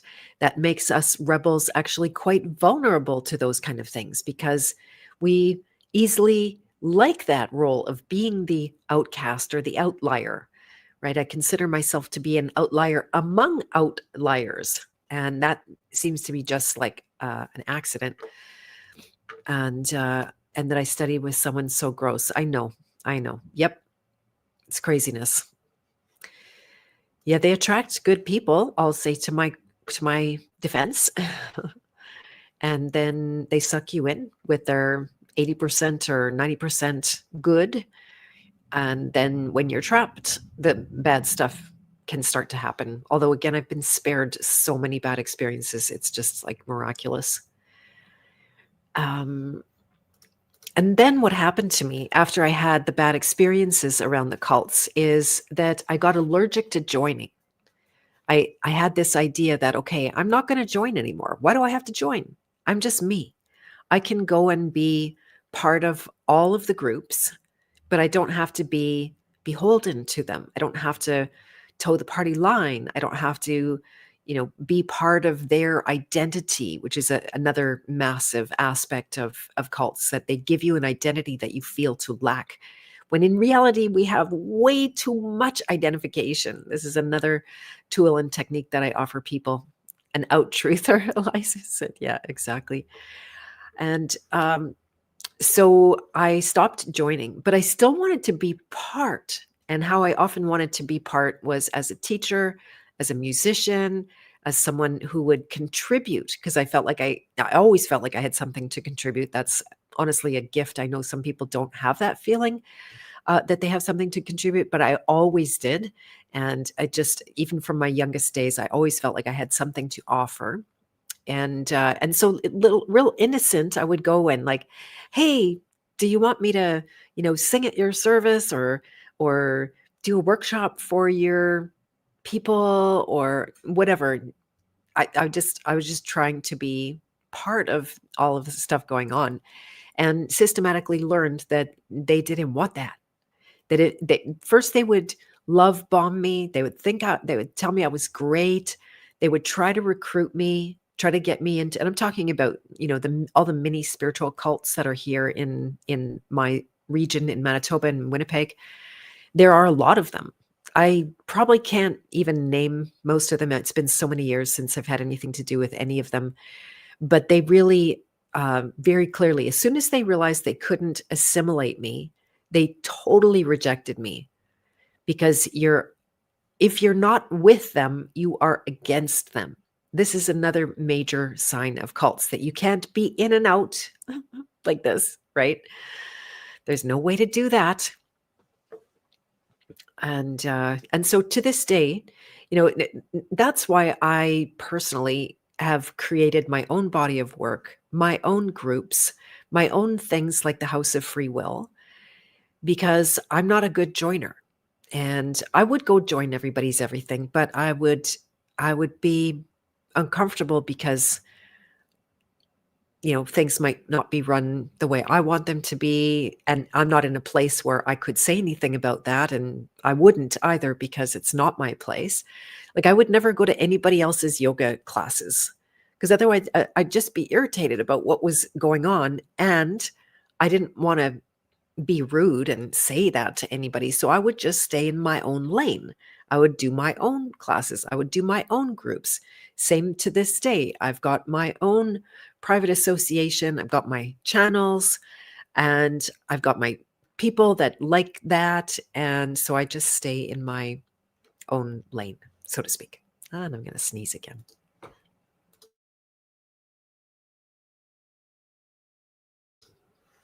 Emil said there are studies that show power money can actually cause brain damage. Maybe that's why so many cult leaders never knew when to stop. Rather than to go down in flames, they'd rather go down in flames than cash out and call it a day. Yeah, wow, that's wise, Emil. Very well said. Exactly. Yeah, money power can cause brain damage. I wonder if you have to cooperate with that. Are there people that could actively, consciously withstand the effect of that? I watch in the Truth movement, when people gain a lot of notoriety, they're obviously making a bunch of dough on their podcast or whatever.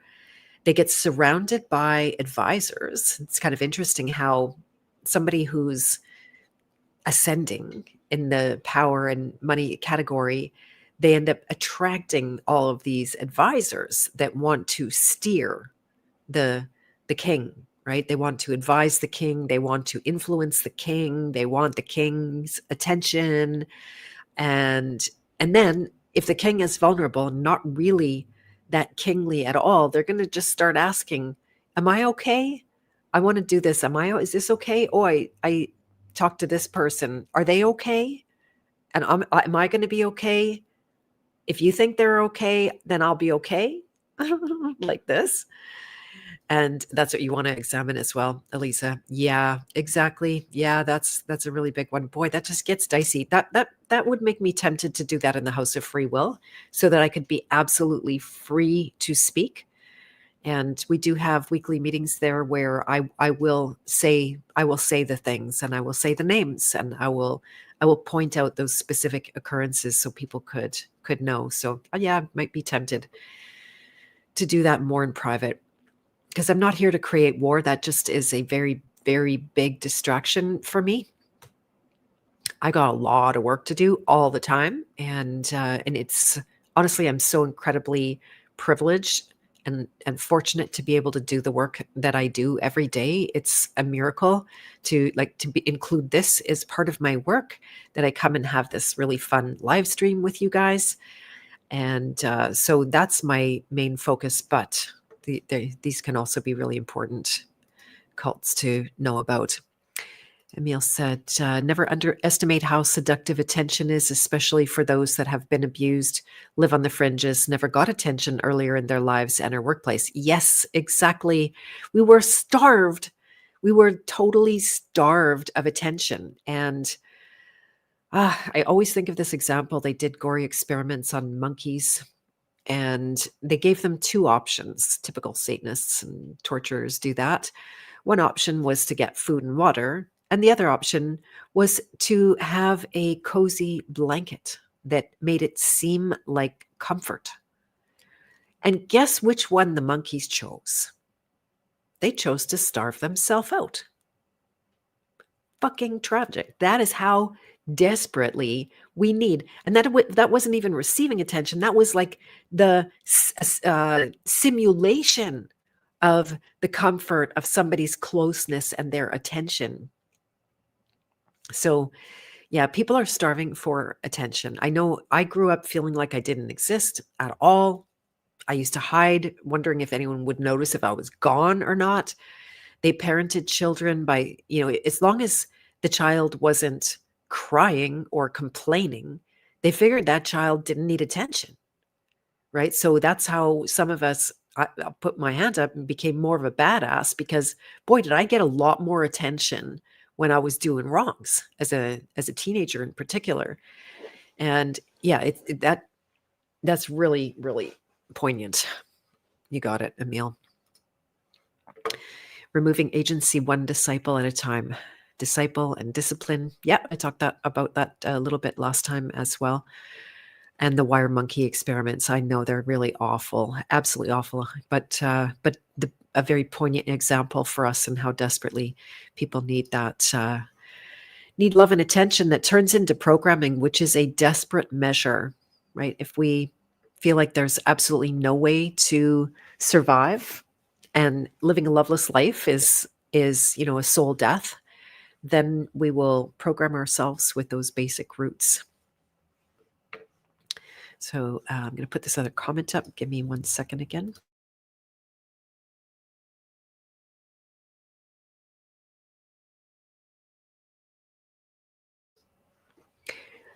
Elisa said, that's why it's better to accept love than be afraid of love bombing.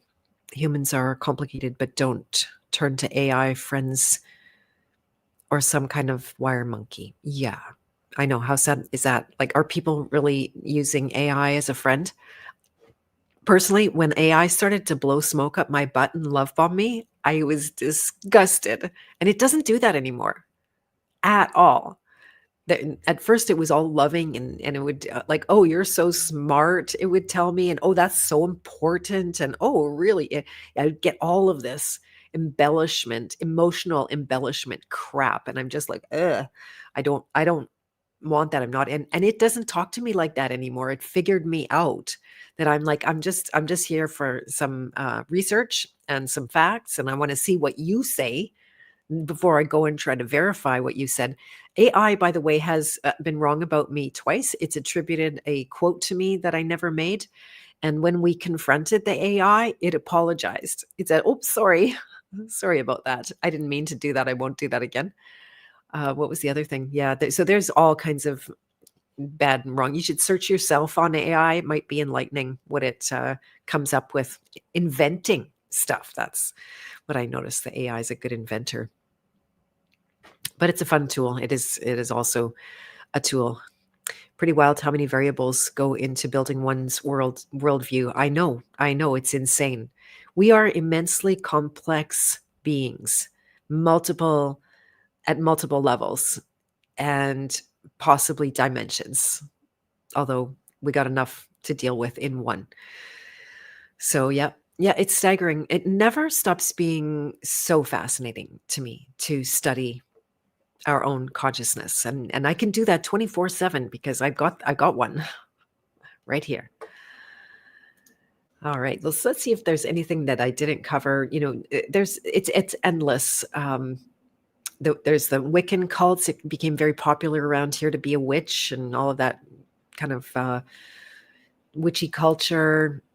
It became popular. You knew when it became popular, and then it started getting pumped out on the airwaves that this is some kind of social engineering going on here. It's not like grassroots Wicca kind of thing.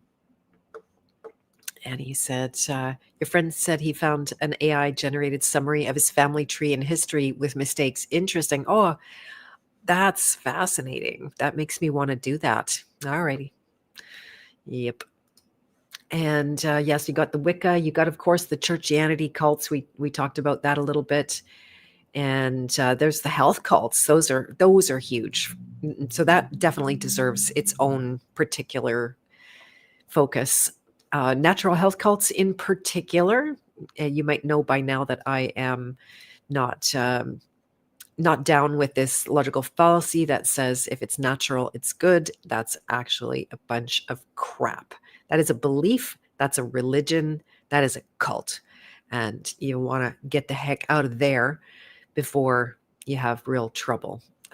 There's the fad diet cults, which are health related, of course. You got the political cults, probably not going there myself, unless there is a fellow on Instagram who I've been tuning in with, and he has a really strong, clear, what feels to be true voice.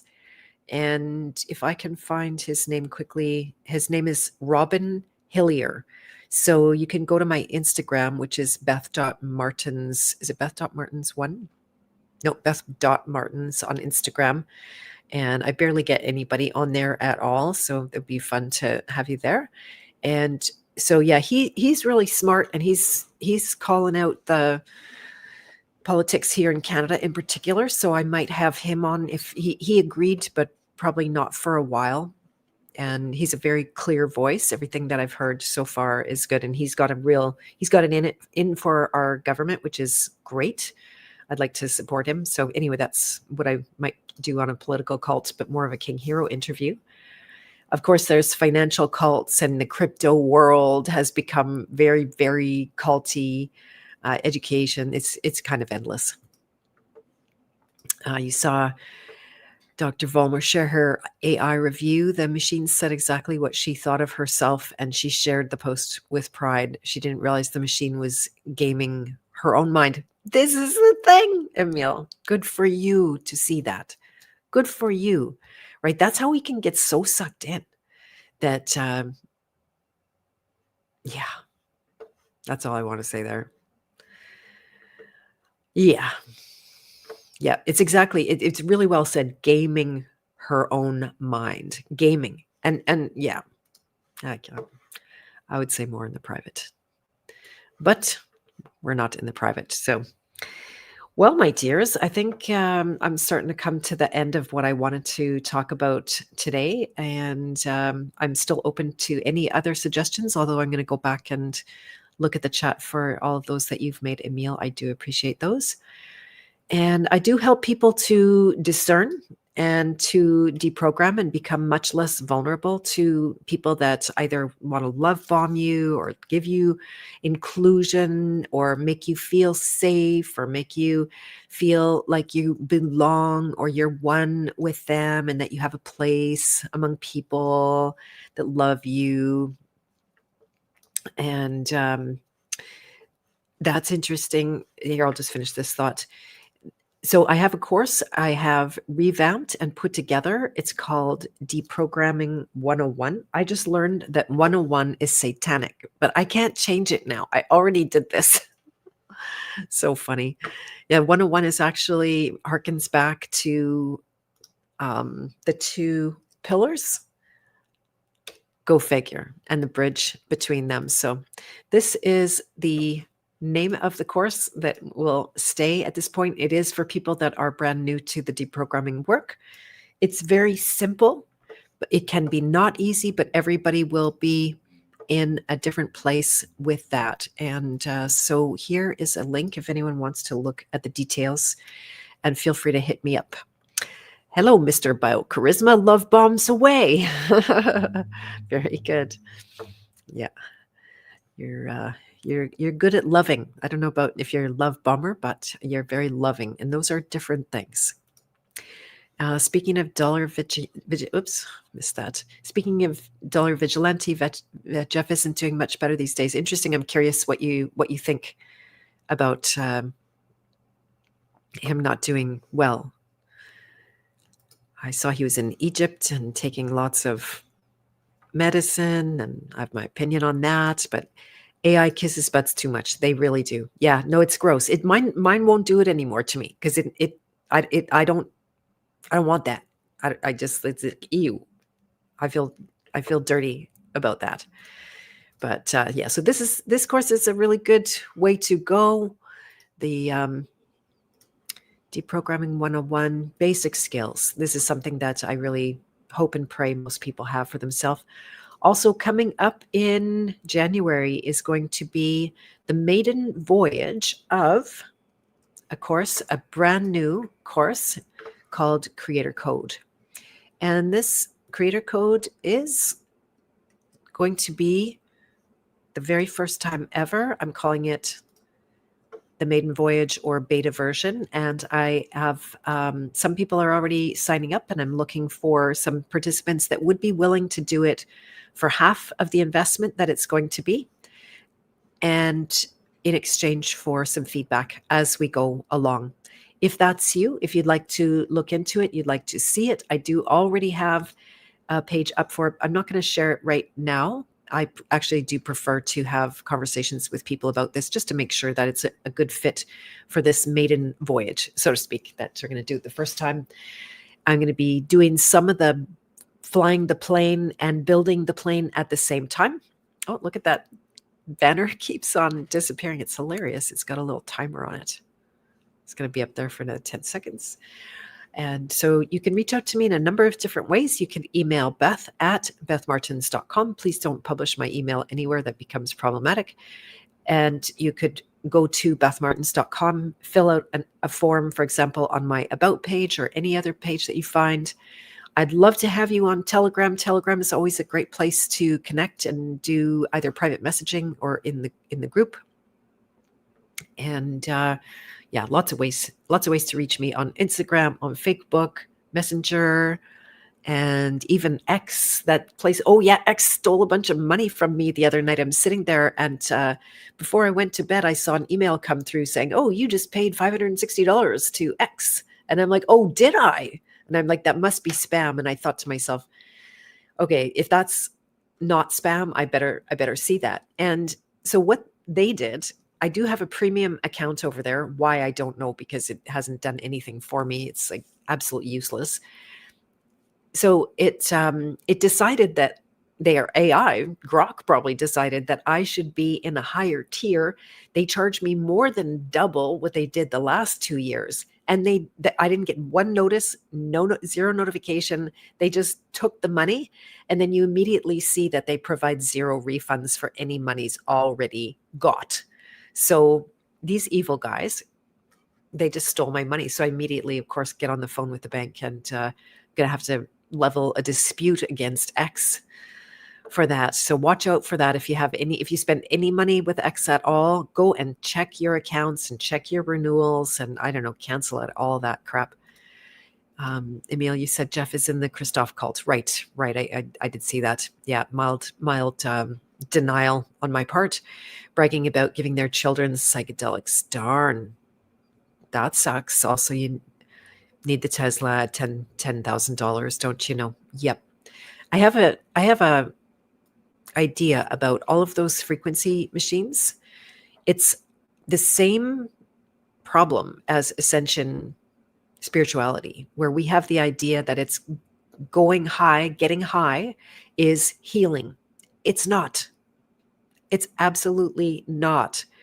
Now, getting high can be the reason you choose to do the much more difficult healing work, but it often isn't, because people use a device to feel better, right? Whether that's a terahertz wand or a Brown's gas machine with the frequencies, or with the Tesla, or all of this kind of, interesting. We've been flooded with frequency technology. Like, it was waiting for us, because that stuff takes a little while to develop and everything. And I think it actually, I'm curious. I'm watching Jeff. I'm watching to see if his health degrades big time. Usually it will take time, but he's in the right age range where you'll start to see that. And sometimes, like, I was on a frequency technology for a year, and then I had a complete breakdown of my digestive system, 100% fail. And for like 3 months in a row, I was struggling. This was after using frequency technology for an entire year. And it made me realize that it was probably propping me up, making me feel better than I actually was, suppressing important symptoms that otherwise would have caught my attention, and suppressing my detox processes that make me feel good, right? We are addicted to feeling good. That's been an ongoing theme over the course of this discussion. So yeah. And otherwise you're stupid and you're brainwashed if you don't spend $10,000. I know. So that doesn't go well. And that is totally insane. Yeah. It's called duration paradox. I do recommend going back to the work of Dr. Garrett Smith. We are hosting a meeting tomorrow, if you didn't hear me at the very beginning, for Love Your Liver meetup. And we're going to compare notes, see where people have been at for the months that they've been using this approach. Also in the House of Free Will on Sunday, we're having a movie event. We're going to be watching The Prisoner, which turns out to be pretty Gnostic and satanic in the end, but very entertaining sci-fi, escaping the Matrix theme. And then we'll be discussing it and seeing if we want to watch the whole series or not. I'm not sure. And it is fun and quirky, and it's not like depressing and sad for the most part, that's one of my standards. And then Monday, we also have a round table in law where we're going to be discussing the myths of the private domain, of which there are a lot of them. That's Monday at 5 p.m. This is all for members of the House of Free Will. If anyone would like to apply to become a member, I will be watching for applications just in case tomorrow is of interest to you. And so you can click this direct link. Can anyone tell me if that's clickable, by the way, in the chat? If you click on it, if that works, just for fun, because otherwise I share out all these links and they might be useless. And then a number of interviews with Joel Schaefer, Kelsey Kenny, Alex Michael. We're going to talk solfeggio and music and vibration and the life that they have. And I just love his voice. He's got a very authentic singing voice. It's not affected. It's not crappy. And someone just posted on Rumble. Are you out there? You're not in the Rumble chat. You are in the Beth of Fresh Air. Maybe it's a bot. I usually only get bots commenting. Okay, we won't do that now. All right. Did you know phlegm? Oh, shush. Rumble's such a pain in the ass. They force feed you advertising there and you can't get around it. Maybe you can. And it works. Thank you, Elisa. I appreciate that. All right, my dears. Well, that was a good opening chat about cults, and I look forward to maybe doing more on this. We'll see if I'm inspired. If I can find a good guest, that would be better, because I really am an expert in the cults that I went through, more so than having been someone who researched this arena a lot. So I know Joel has been through his cult experiences, so I'll definitely be asking him about that next week on the 11th. But I think that's it. Oh, there you are. Kinskiman, nice to see you. That was you. Come on, Sook BC. Nice. K-Man. Editor. Did you leak news, not noise? Bet you. Okay, I'm not sure what all of that is. But welcome, and I'm glad you were here. All right, so I think that's all for now. So much going on. It's going to be a very busy weekend, but I'm looking forward to it. And I'm praying for snow. So I wanted to apologize for everyone in Manitoba that if there's a whole lot of snow, it's my fault. That's how my son is making his gainful living. And he's super keen. It's so fun to watch him be that keen about working. It's really, I don't know, that's remarkable for me to observe him and his work ethic, because it can be uncommon in young people these days. I know Freeman. I know. I actually spoke to him recently. I don't know if you know what he's been up to. You can go and see he's created a character, Bunny, and Bunny has been doing writing books and making videos and music and stuff like that. So he's super deep into the AI stuff right now. I said he should come on and talk about it, but I did actually lose my last YouTube channel right after I interviewed Freeman. So he said no, he won't do it anymore.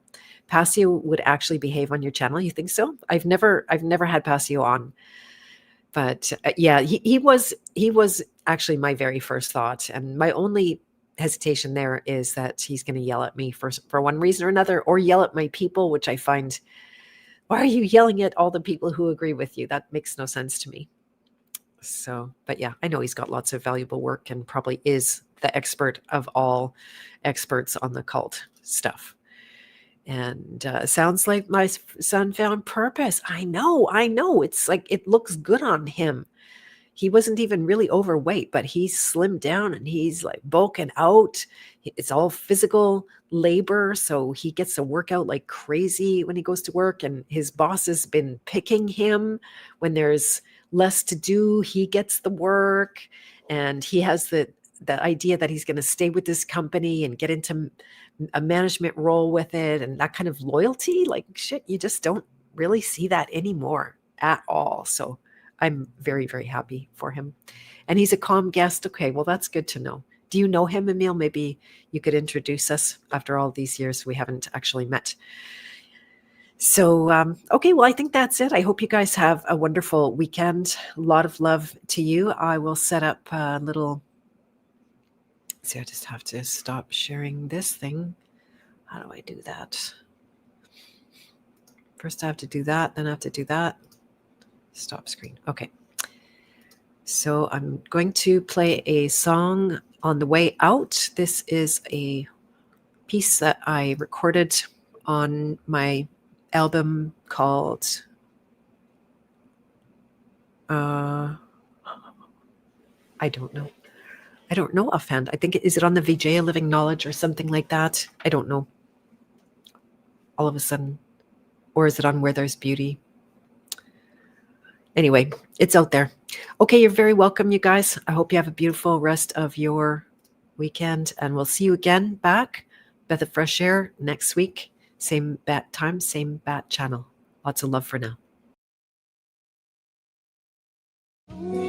Almighty true guide, Lord and supporter of all, forever free from identity. Be well, I'm dwelling in you. Be well, I am dwelling in you.